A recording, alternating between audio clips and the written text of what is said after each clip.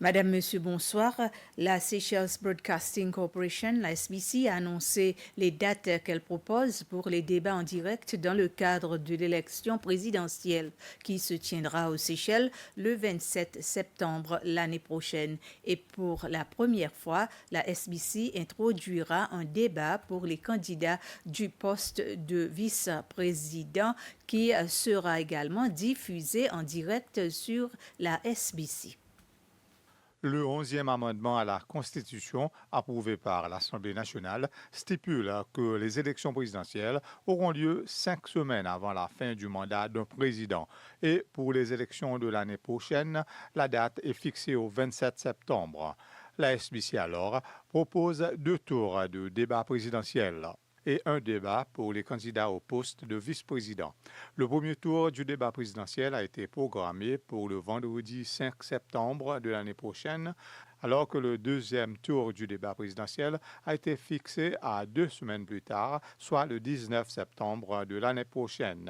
Et durant les semaines entre le 5 et le 19 septembre, il y aura le débat pour leur colistier qui a été proposé pour le vendredi 12 septembre.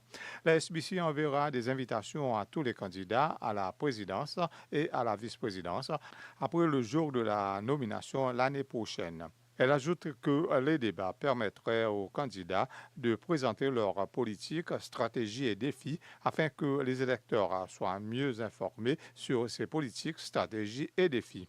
Et elle dit que c'est pour cette raison que les membres du public avaient été invités en 2020 à envoyer des questions. Et plusieurs personnes ont été choisies pour être dans la salle où les débats se déroulaient. La SBC a confirmé que le format qui sera adopté pour les 3 débats serait le même que celui utilisé en 2020 lorsque le débat présidentiel s'était tenu pour la première fois aux Seychelles. Elle a déclaré qu'elle donnerait plus de détails sur les formats, les procédures et d'autres informations ultérieurement. Le gouvernement des Seychelles, en collaboration avec les Émirats arabes unis, a officiellement lancé ce matin la deuxième cohorte du programme de leadership exécutif. La cohorte de cette année se compose de 29 participants de diverses organisations telles que la Force de défense, l'Agence des entreprises, le département de l'immigration et de l'État civil. Au cours de son discours lors de ce lancement à l'hôtel Savoy à Beauvallon, le ministre des Finances de la planification nationale et du commerce, Nadi Hassan, a rappelé aux dirigeants exécutifs leur mandat et leur première responsabilité qui est de fournir un service au public. Les étudiants et le grand public ont eu l'occasion aujourd'hui de participer à une foire aux emplois organisée par le Hilton Seychelles. Elle s'est tenue au Musée national d'histoire à Victoria pendant la journée. L'objectif était de fournir une excellente opportunité de réseautage et de partager des idées sur les parcours professionnels au sein de l'industrie du tourisme dans les propriétés Hilton ici aux Seychelles. Le directeur général de Hilton Seychelles, qui était présent à cet événement, a exprimé à quel point il était fier du grand développement que cet hôtel a connu au fil des ans, en commençant par une propriété en 2005. Hilton Seychelles possède désormais 6 propriétés avec 5 succursales distinctes sur 3 îles aux Seychelles.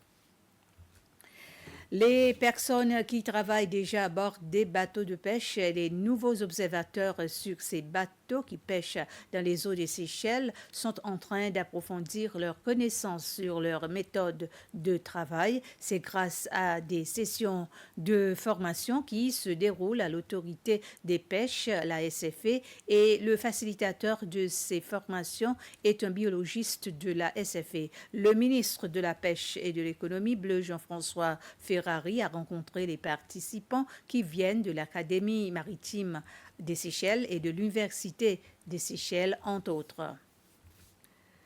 Le Royaume-Uni reconnaît la souveraineté de Maurice sur l'archipel des Chagos via un accord politique historique.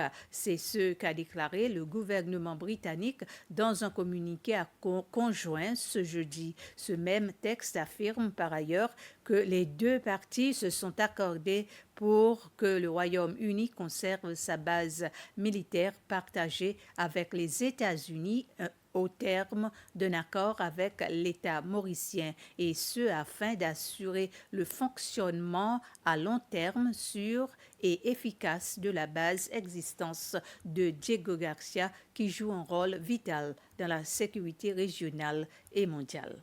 Ainsi s'achève ce résumé d'informations. Merci de votre attention.